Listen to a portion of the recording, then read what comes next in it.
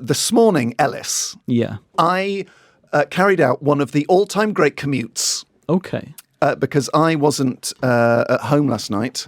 I was in Frome, Righto. So miles away. What were you doing? Gigging? Wedding. Stand up? A wedding. Thursday wedding. Thursday Controversial. wedding. Your friend and mine, Mr. Russell Howard. He can afford to have a wedding on a Saturday. Why didn't he?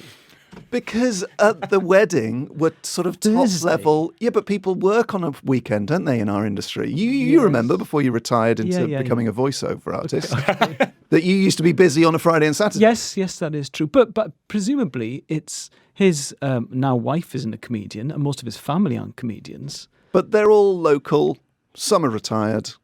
Okay. Others just called in sick. I don't know. I think you can get out of a gig on a Saturday. What? Anyway, I'm not there to criticise Russell's choice of getting. It was out of perfect. this. Anyway, right. It was good for you. It was certainly good for you. Yeah, but what it meant was I had to get here from Frome for 1 p.m, crisscrossing the south of England on a Friday at your friend and mine, rush hour. Yeah, difficult. Yes, so it was a military operation. When did you leave?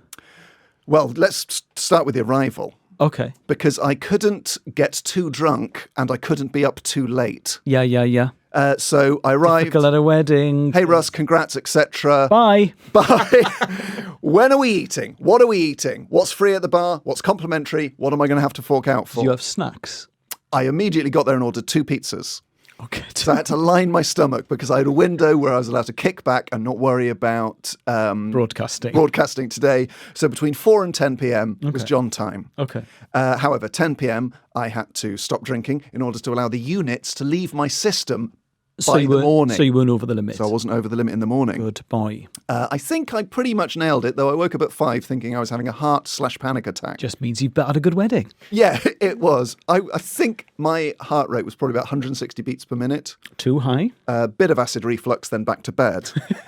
Working at 7, planning to leave at 8. Now, to get here... Enough. That's long enough. Is it, though, at rush hour? Because bear in mind, Elis, we've got to get to the A303. We've got to go through the M3, M25, M40. There are listeners in the Southwest who are currently nodding in agreement.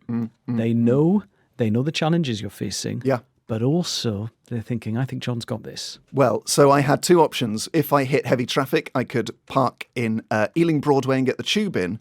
But Elis, as I was leaving, I thought, I've actually got a chance to go home, to get a cup of coffee, to toilet, and then to get the train in. You've always been a risk taker. Now, this is making me feel tense. So I leave at 8. ETA on my sat-nav is 10:07 to get to my house. To your house. To my house.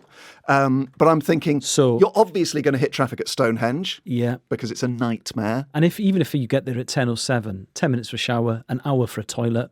Oh, I've already showered. Okay. But yes, an hour and 10 for a toilet. Anyway, so we get past Stonehenge. I keep passing services and thinking, no, I'm not having a coffee. I'm going to be efficient. It was the very definition of assertive, controlled, speedy, efficient driving. Great. Okay. So anyway, I get to the M3, going great guns, keeping within the law. But I'm not afraid to push 72. Oh, okay.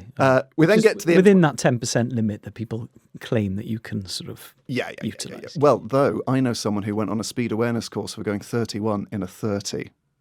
No way. That's BS. No, apparently they do it every so often. Lie on often. the BBC, John. Apparently they do it every so often to just keep you on your toes. But I would argue, sorry, this is a side point, that it actually is more dangerous to be so aware of your speed to stop you going 31 than it is to actually keep your eyes on the road. Well, we're on terrestrial radio. Use your platform to make this argument. Yeah, do text in 85058 or tweet at BBC 5 Live if you think doing a speed awareness course for going 31 in a 30 is ridiculous. Yeah. Anyway, so I get to the M20. Is PC gone mad?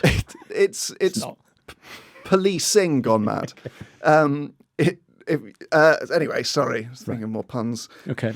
So I get to the M25. That's obviously major danger because I'm Egham to Heathrow and beyond. It's the worst part of the M25. What time is this, crucially? This is 9:05 so you've made a.m. on a Friday. Time then.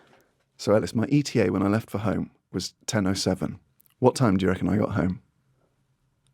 25 past. No, surely not. 10:30. 10:09. John, Yes. Don't lie on the BBC. What point are you trying to make? Why have you turned into a liar? I managed to traverse on a Friday morning the A303, the M3, the M25, the M40 with only 2 minutes delay. And get this for a fun fact. Do you know where that delay came? No. At roadworks 500 yards from my front door. So you could have forward rolled home. I was, for most of the journey, within touching distance of hitting my ETA. Wow. So I parked on the drive. I then... Got home at 10:09. Yeah. So how come you were still late? I wasn't late. Well, you were after No, I wasn't. agreed time. No, I wasn't. I said I'd be in by midday and I was here at 11:40. Okay. You absolute Don't call me that. piece. So I went home and I went to toilet. Yeah. And someone knocked on my door because they needed me to move my car. And I couldn't leave the toilet. Yeah. So they knocked 3 times. And I think I answered the door to the sound of flushing. Anyway, bit of fun.